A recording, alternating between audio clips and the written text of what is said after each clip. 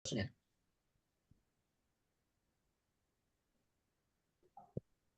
bismillahirrahmanirrahim. Assalamualaikum warahmatullahi wabarakatuh. Waalaikumsalam warahmatullahi wabarakatuh. Alhamdulillah, puji syukur mari kita sama panjatkan kepada Allah Subhanahu wa taala. Pagi hari ini kembali kita dipertemukan dalam keadaan sehat walafiat. Bagaimana kabarnya hari ini anak-anak? Baik. Baik, Pak Guru. Baik, Pak Alhamdulillah. Guru. Alhamdulillah. Ketika Pak Guru mengatakan semangat pagi, maka kalian harus menjawab dengan yel-yel pagi, pagi, pagi. Luar biasa. Allahu Akbar. Bisa ya? Bisa. Oke. Bisa. Kita coba. Semangat pagi. Pagi. Luar biasa. Luar biasa. Akbar. Oke. Allahu Terima kasih Akbar. adik-adik sekalian. Dan sebelum kita memulai pembelajaran kita pada pagi hari ini, mari kita sebagai umat yang beragama, terutama kita sebagai umat Islam, tentu semua kegiatan kita ada baiknya dan lebih afdalnya supaya mendapat berkah dari Allah Subhanahu wa taala. Mari kita sama awali dengan doa. Doa akan dipimpin oleh Noldi. Silahkan Noldi dipimpin doanya untuk teman-teman. Ya, Pak Guru. Itu ada teman Putri cari kipik lagi. Panggil Putri. Bismillahirrahmanirrahim. Itu ya, anu iya panggil. Alhamdulillahirabbil alamin. Arrahmanirrahim. Maliki yaumiddin. Iyyaka na'budu wa iyyaka nasta'in. Ihdinas siratal mustaqim. Siratal ladzina an'amta 'alaihim ghairil maghdubi 'alaihim waladdallin. Amin. Alhamdulillah. Oke, dilanjutkan dengan Terima pembicaraan kasih Pak Guru. kita. Setiap materi pendidikan agama Islam itu diawali dengan bacaan surat pendek. Kita pada pertemuan kali ini kita akan memilih surah Al-Lahab. Oke, silakan dipandu lagi sekali lagi Noldi, surah Al-Lahab. Teman-temannya juga membaca ya. 1, 2, 3. Bismillahirrahmanirrahim. Tabbat yada abi lahabin wa tab. Ma aghna anhu maluhu wa ma kasab. Sayasla naran dzatan lahab. Wa imra'atuhu hammalatal hatab. Fi jidha hablum mim masad. Terima kasih. Saya lanjut ya, Bapak akan absen dulu satu persatu. Lukman, hadir. Naam. Sarpin, Hadir. Rajaman, Hadir, Pak. Mariam. Iya, Pak Guru. Oke, jadi yang tidak hadir hari ini hanya Hafsa ya. Kebetulan dia WA ke saya katanya dia mau pergi ke rumah sakit. Jadi hari ini satu orang yang tidak hadir ya. Kita doakan Ya, bersama Pak Guru. semoga Hafsa cepat sembuh dan segera bergabung dengan kita kembali. Baik adik-adik, sebelum saya memulai pembelajaran pada pagi hari ini, coba duduknya diperbaiki dulu. Yang laki-laki yang kemejanya masih berada di luar dirapikan, diisi di dalam dulu supaya kita belajar tidak terganggu. Oke adik-adik sekalian, materi kita yang akan kita bahas hari ini, sebelum kita masuk pada materi, yang harus adik-adik sekalian ketahui bahwa rukun Islam itu ada 5. Rukun Islam yang kedua apa? Ada yang bisa? Rukun Islam yang kedua apa? Tahu Pak Guru. Apa kira-kira? Sholat. Oke, jadi rukun Islam yang kedua itu Sholat. adalah sholat. Nah, terkait dengan sholat, maka materi yang akan kita bahas pada hari ini adalah ruksah dalam sholat. Oke, sebelum masuk pada materi, Pak Guru akan menayangkan materinya ya. Pak Guru akan share screen materinya. Sebentar ya.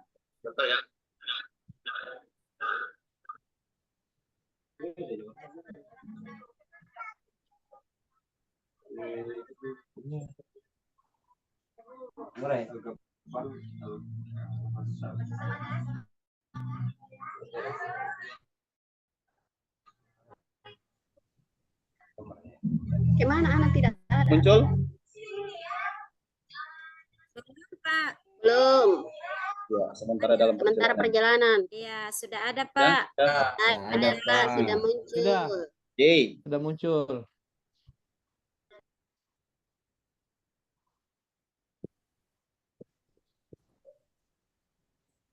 Oke, ada ya?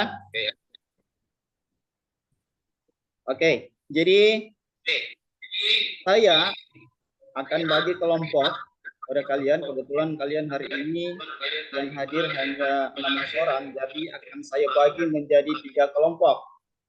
Kelompok 1, ini saya langsung tunjuk ketuanya ya. Kelompok 1 itu diketuai oleh Nur Hakiki. Kelompok 2 itu Sarpin.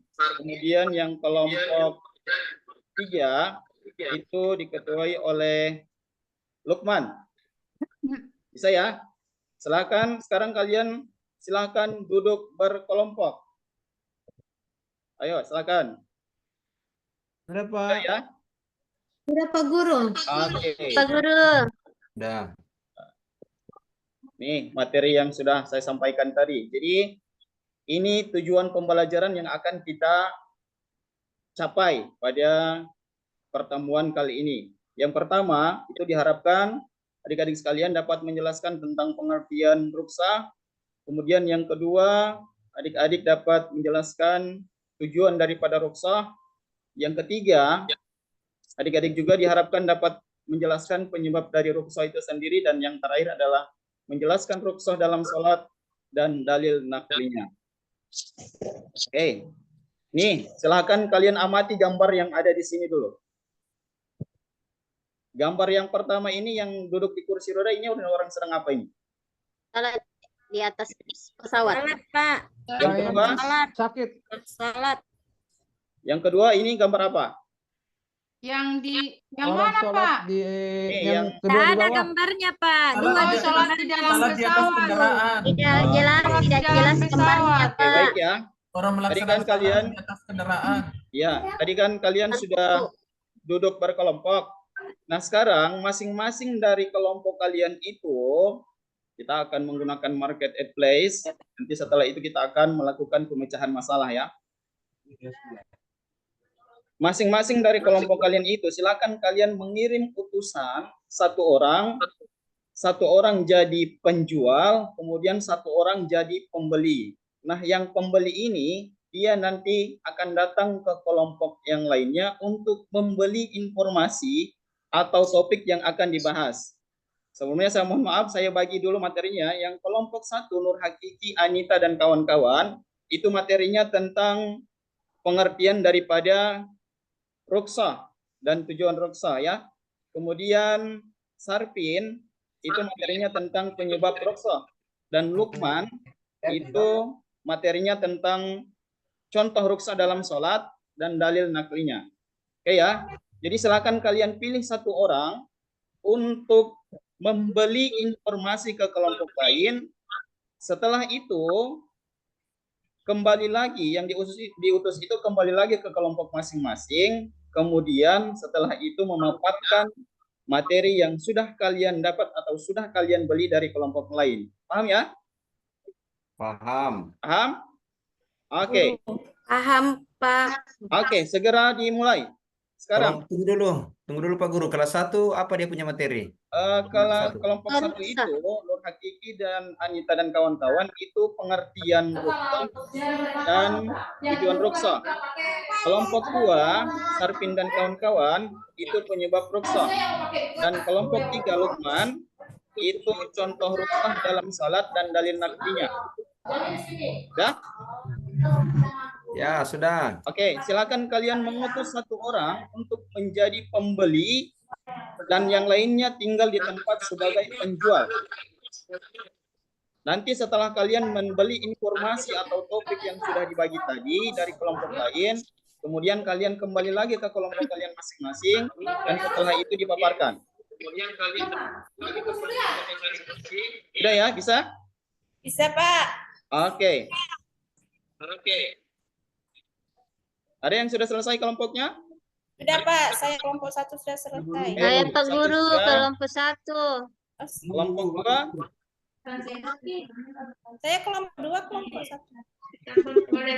Kelompok 2 sudah? Sarpin? Kelompok Sudah siap. 1. Kelompok 3, Lukman, sudah? Sudah. Oke. Jadi kita Kelompok akan 1 mulai. siap. Sudah ya? Sudah, oke. Jadi kita akan mulai memaparkan.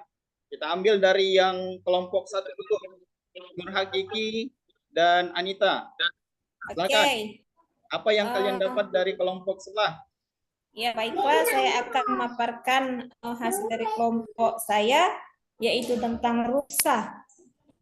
Secara bahasa artinya keringanan atau kemudahan, sedangkan secara istilah rukhsah adalah keringanan atau kemudahan yang diberikan oleh syariat dalam kondisi tertentu.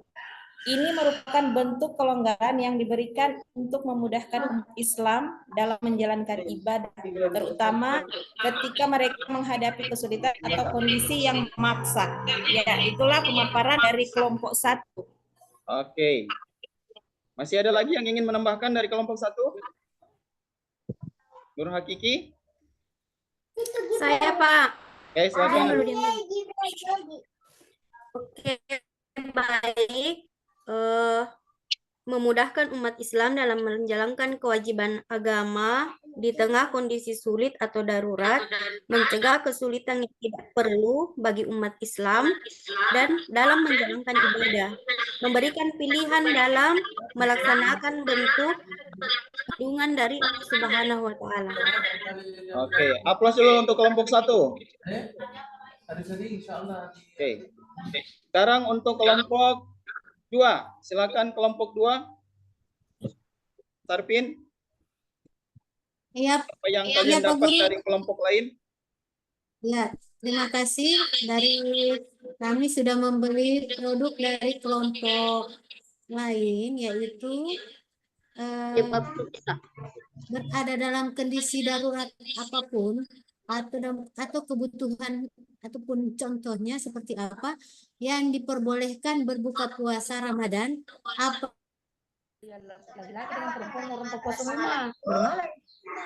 yang kedua adalah adanya halangan ataupun uzur. Contohnya, seseorang mengkasar salatnya ketika sedang bepergian jauh. Itu yang dapatkan dari Oke, baik. dari Aplaus dulu kelompok untuk lain, Pak kelompok Guru. 2. Terakhir ya, kita ke kelompok 3. Silahkan Lukman dan kawan-kawan. Ya, baik Pak Guru. Adapun yang saya beli produk dari kelompok berapa ini? Kelompok 1 ya tadi ya? Ya, Kelompok 2 ya? ya.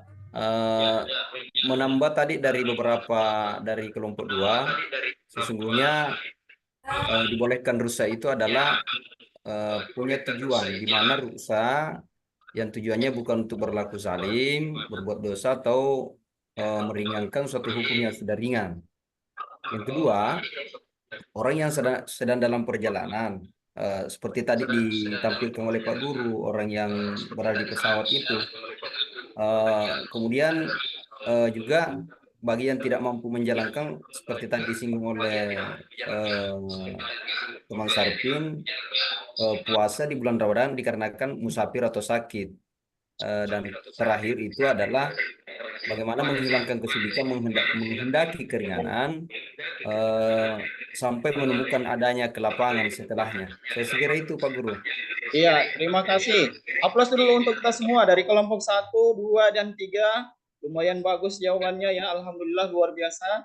Ternyata kalian sudah bisa membahas tentang materi rukhsah dalam sholat. Nah, sekarang Pak Guru akan memberikan satu kasus yang nantinya akan kalian pecahkan pada kelompok kalian masing-masing ya.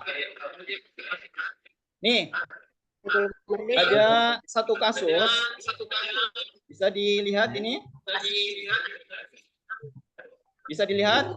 Bisa, Pak. Bisa.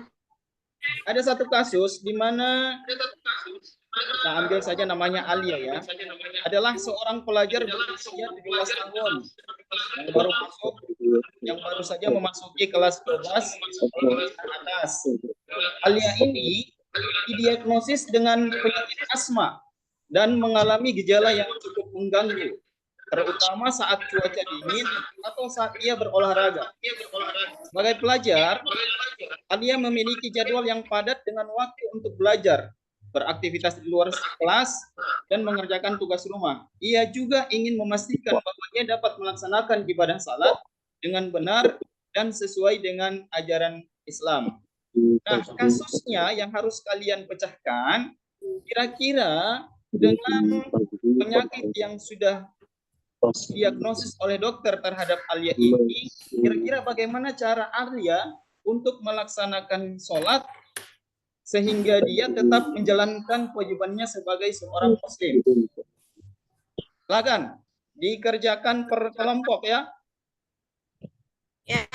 Kelompok yang tadi yang sudah Pak Guru bagi. Oke, siap. Ya, Pak. Oke, jadi kalian memecahkan satu masalah. Ini si Alia kan sudah didiagnosis tidak boleh, misalnya kalau subuh dia itu alergi dengan dingin, tidak bisa ambil air wudhu karena dia ada asma ini, dia tidak boleh sujud lama-lama dan lain sebagainya. Kira-kira supaya dia tetap menjalankan ibadah sholatnya, cara bagaimana yang harus ditempuh oleh Alia? Sudah? Ya, sudah, Pak. Sudah? Siap. Oke. Ya. Kalau tadi kita mulai dari kelompok 1, sekarang kita akan mulai dari yang kelompok 3 dulu. Lukman. Ayo Lukman, dari kasus ini kira-kira apa yang harus dilakukan oleh Alia, Lukman dan kawan-kawan? Itu ada Elsa. Ayo Elsa, bisa?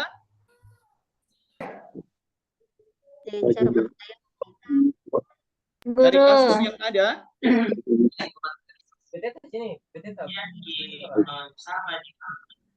silakan.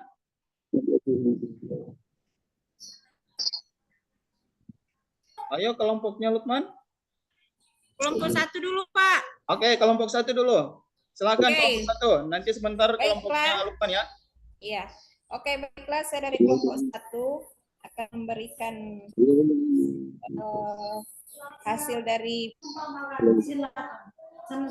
diskusi kelompok 1, yaitu Alia harus menggunakan inhaler atau obat sesuai kebutuhan keterangan, menggunakan inhaler atau obat untuk mengatasi serangan asma sebelum sholat, dapat membantu mengurangi gejala dan memungkinkan pelaksanaan sholat dengan lebih lancar. Alia bisa menggunakan inhaler sebelum sholat untuk memastikan bahwa gejala asma tidak mengganggu ibadahnya. Jika diperlukan, ia dapat mengatur jadwal sholatnya sedemikian rupa untuk menyesuaikan dengan waktu penggunaan obat. Terima kasih, Pak. Itu dari kelompok saya. Ada lagi dari kelompok 1? Selain menggunakan inhaler, jadi solusinya menggunakan inhaler obat ya? Iya. Ada lagi dari kelompok 1? Saya Pak Guru. Ya, silakan. Dari kelompok berapa ini? Kelompok 1 Pak Guru. Oke, silakan. Ya, terkait studi kasus yang Pak Guru sajikan ini, melihat kondisi Alia yang kesulitan dalam melaksanakan sholat dengan gerakan penuh, kiranya ada keringanan yang agama Islam berikan. Jika Alia ini tidak bisa sholat dengan gerakan penuh, berdiri ya, sholat berdiri, maka Alia bisa melakukannya dengan kondisi sholat duduk, Pak Guru. Iya, bagus. Itu dari saya, Pak Guru, kelompok Iya. 1. Terima kasih untuk kelompok 1. Aplaus dulu untuk kelompok 1. Sekarang kelompok 2 ya. Silakan kelompok 2. Ya, siap, Pak Guru. Ya. Kami kelompok Diskusikan diskusikan kasus kasus yang yang disebutkan yaitu tentang kasusnya Alia yang susah untuk melaksanakan sholat. Nah, di kami, jika Alia sholatnya susah untuk berdiri, maka jika selama sholat menyebabkan Berdiri kesulitan selama kondisi kesehatan, pelaksanaan sholat dalam posisi duduk diperbolehkan. Untuk implementasi bahwa melaksanakan sholat dalam posisi kursi atau tempat duduk yang nyaman buat tempat duduk melaksanakan sholat. Nah, pada saat duduk, Alia bisa melaksanakan gerakan rukun, rukuk, dan sujud dengan cara menundukkan kepala atau membungkuk sesuai dengan kemampuannya Alia pada saat melaksanakan sholat. Itu dari kami kelompok 2, Pak. Iya, bagus. Terima kasih untuk kelompok 2. Aplaus dulu untuk kelompok 2. Ya, terima kasih ya. Jadi untuk pemecahan masalah ini tadi sudah kalian menggambarkannya dengan sangat-sangat luar biasa dan sangat bagus dan sangat tepat jawabannya. Ada yang mengatakan boleh sebelum sholat kita harus menggunakan inhaler dulu, obat dulu. Atau ada juga yang mengatakan bisa dengan cara sholat yang ringan sesuai dengan kemampuannya Alia. Kalau dia tidak bisa sujud lama-lama, dia boleh duduk dan lain sebagainya. Oke ya.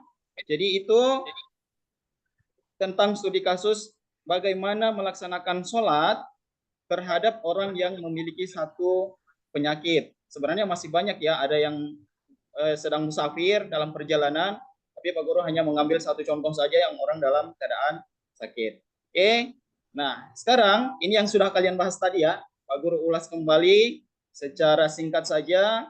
Tadi sudah disampaikan oleh kelompok 1, ruksa, pengertian ruksa itu yaitu keringanan ya atau kemudahan. Kemudian secara istilah artinya kemudahan yang diberikan oleh syariat dalam kondisi tertentu. Artinya kalau memang darurat bisa melaksanakan ruksa. Tidak boleh sehat walafiat bukan dalam perjalanan kemudian mau melaksanakan ruksa dalam sholat. Tidak bisa ya. Yang berikutnya tujuan daripada ruksa supaya kita mudah dalam menjalankan kewajiban kita terhadap agama. Jadi contohnya sholat sudah. Kalau orang yang bepergian jauh boleh menggabungkan sholatnya atau disebut jamak. Atau ada juga yang digabung dan diringkas disebut jamak kasar. Kemudian tujuan yang kedua mencegah kesulitan yang tidak perlu bagi umat Islam dalam menjalankan ibadah. Yang berikutnya ini memberikan pilihan dalam melaksanakan bentuk perlindungan dari Allah Subhanahu wa taala. Dan ini tujuan daripada ruksa ya. Kemudian penyebabnya. Nih, tadi sudah disampaikan dengan gamblang oleh kelompok 3 ya. Berada dalam kondisi darurat, kemudian dalam keadaan uzur atau halangan. Contohnya, dalam studi kasus tadi yang sudah kalian bahas. Kemudian ada juga yang dalam perjalanan misalnya boleh menjamak sholat. Nah, ini contoh-contohnya ya, ruksa dalam sholat. Orang yang sakit, tidak bisa berdiri, maka dia boleh duduk. Kemudian orang yang sedang dalam perjalanan juga boleh sholat di mobil atau di pesawat misalnya, boleh ya dengan cara duduk. Sesuai dengan kondisi kendaraan yang dia tumpangi. Dalilnya, nah ini dalilnya ya, dalam surah Al-Baqarah ayat 286. Coba siapa ini? Hafsah, boleh dibaca dalilnya Hafsah? Hafsah ada? Ya kelihatan ayatnya. Tidak kelihatan. Iya Pak, ya Pak. Dalilnya tidak kelihatan? Saya Pak. Iya, tidak kelihatan. Bisa Kelihatan, dikatakan Pak, kelihatan. Pak. Bisa Oke, silakan Hafsah. sedikit. Ya. A'udzu billahi minasyaitonir rajim. Bismillahirrahmanirrahim. Yukallifullahu nafsan illa us'aha laha ma kasabat wa 'alaiha ma maktasabat. Oke. Jadi itu surah Al-Baqarah ya, ayat 286 yang tadi sudah dibacakan oleh Hafsah. La yukallifullahu nafsan illa wus'aha laha ma kasabat wa 'alaiha maktasabat. Allah itu tidak membebani seseorang ya, melainkan dengan kesanggupannya. Artinya Allah tahu siapa yang mampu memikul beban ini dan siapa yang tidak. Jadi itu ya dalil tentang rukhsah. Ini juga masih ada. Nah, sekarang saya akan kasih kalian tugas berupa LKPD yang harus kalian kerjakan ya. Nih. Ada 5 soal yang harus kalian kerjakan dan harus diselesaikan hari ini juga. Saya akan kumpul ya. Yang pertama, kalian harus mencari apa itu pengertian daripada rukhsah. Kemudian yang kedua, tujuan rukhsahnya apa? Kemudian contoh rukhsahnya dalam sholat apa? Kemudian alasan dibolehkannya rukhsah. Dan yang terakhir adalah dalil Al-Qur'annya. Bisa ya? Bisa ya? Oke, silahkan dikerjakan. Sudah, Pak. Oke, terima kasih. Jadi adik-adik sekalian, kita sudah masuk pada akhir pembelajaran. Dan sebelum saya tutup, ini ada penilaian yang harus saya lakukan kepada kalian semua. Ini berupa penilaian sikap ya. Nanti juga di akhir ada penilaian berupa pengetahuan. Dan tadi juga saya sudah menilai kalian dalam hal keterampilan kalian memaparkan materi yang sudah kalian paparkan tadi. Oke, jadi kita masuk pada kesimpulan bahwa rukhsah adalah satu bentuk kasih sayang Allah terhadap umatnya, memberikan keringanan dalam melaksanakan ibadah dalam berbagai situasi. Ini menunjukkan kemudahan dan keadilan dalam praktek agama yang memprioritaskan kesejahteraan dan kemampuan individu. Baik adik-adik sekalian, dengan kesimpulan tersebut maka berakhirlah pembelajaran kita pada pagi hari ini. Tapi sebelum Pak Guru akhiri, Pak Guru ingin bermain dengan kalian. Pak Guru punya satu challenge ya. Challenge-nya, clue-nya adalah berhitung. Paham ya? Clue-nya adalah berhitung. Paham? Paham. Oke. Kalau 1 itu 4, 2 adalah 3, 7 berapa? 5. 7 berapa? 5. Bagus. Aplaus dulu untuk Sohra. Ternyata hanya Sohra yang paham. Oke. Jadi sebelum Pak Guru akhiri lagi, Pak Guru ingin tanya dulu, apakah kalian senang dengan pembelajaran pada hari ini? Senang, Pak Guru. Senang Pak Guru. Senang, Pak Ya, Guru. terima kasih. Senang Pak Guru. Semoga kita bisa bertemu kembali pada minggu depan dengan keadaan yang sama, sehat walafiat, tak kurang satu apapun. Dan untuk materi selanjutnya itu kita akan membahas tentang qada dan qadar ya. Itu insya Allah pekan depan kita akan bahas qada dan qadar. Demikianlah, marilah pembelajaran kita pada hari ini kita tutup dengan melafazkan hamdalah. Alhamdulillahirabbil alamin. Warahmatullahi wabarakatuh. Waalaikumsalam warahmatullahi wabarakatuh.